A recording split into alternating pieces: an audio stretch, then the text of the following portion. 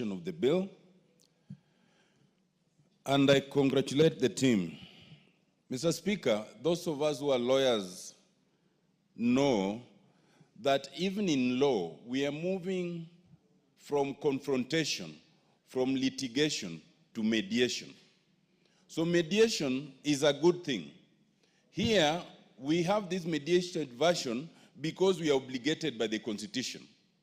But we should encourage ourselves as a House, the Senate, the Council of Governors, that instead of litigating all the time, we should endeavor to mediate what we perceive to be our differences.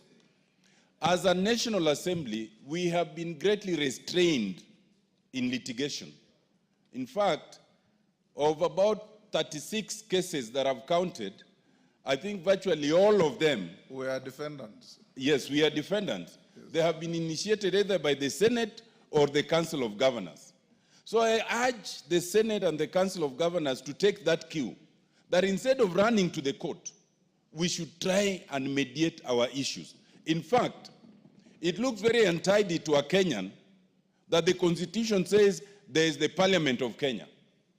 And then you have the Parliament of Kenya suing the Parliament of Kenya. It's actually an oxymoron. And it is something really to be discouraged.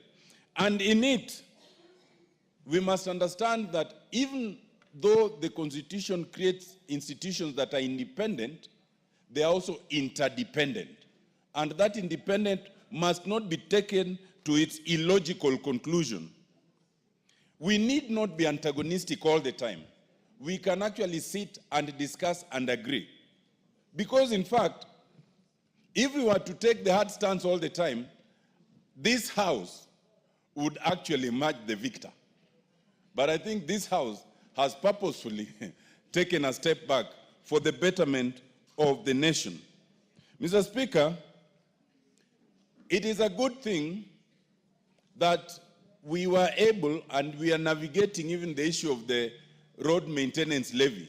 And as we directed yesterday, Mr. Speaker, we'll be having a kamukunji on it on Tuesday.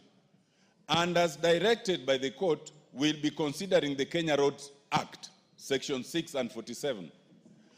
I believe that when we look at it, there are two things we are required to look at, and we ought to look at. One is the question of percentages, because the court cannot determine for us how much to allocate.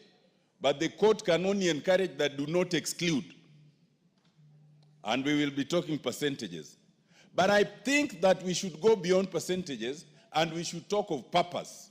If we appropriate a certain percentage of the roads maintenance levy fund to the counties, it is for what purpose? It cannot be for purposes of constructing the footpath next to my home. I think it is now time to consider, because I think we're all suffering. While we can usually engage with KERA to try and do some maram roads here and there, all tarmac roads, the few that may have been done, are all being now wiped out. So we should now restrict anything that is allocated to the counties to the low volume tarmac in the urban areas within our constituencies. That way we can see what is being done. And that is very important, Mr. Speaker, because, for example, take two examples that are totally devolved. Health. Many of the counties would rush to construct health facilities because that's easy politically, but then not put any drugs because that's expensive and it is not visible. Many of the counties would rush to put a sports facility because that's visible, but not invest in the sports equipment or in the sports tournament. The idea of sports was removed from CDF and none of us is now involved. And you'll realize that in the whole country now, you do not find sports tournaments. You know? So development of top sports talents then just dies like that. I'd like to finish, Mr. Speaker, by saying, in the context of all this is the question of NGCDF. And as Mr. Speaker directed, next week we are discussing this matter, especially the constitutional amendments, and then we go on recess. I would like to urge members at this point to plan for next week so that you are pleased here.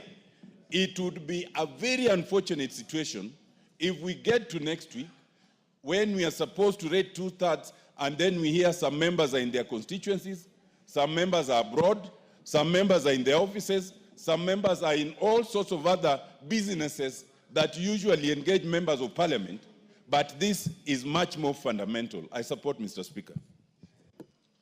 Osoro, the last one on this side. Thank you very much, Honorable Speaker. Honorable Speaker, I also rise to support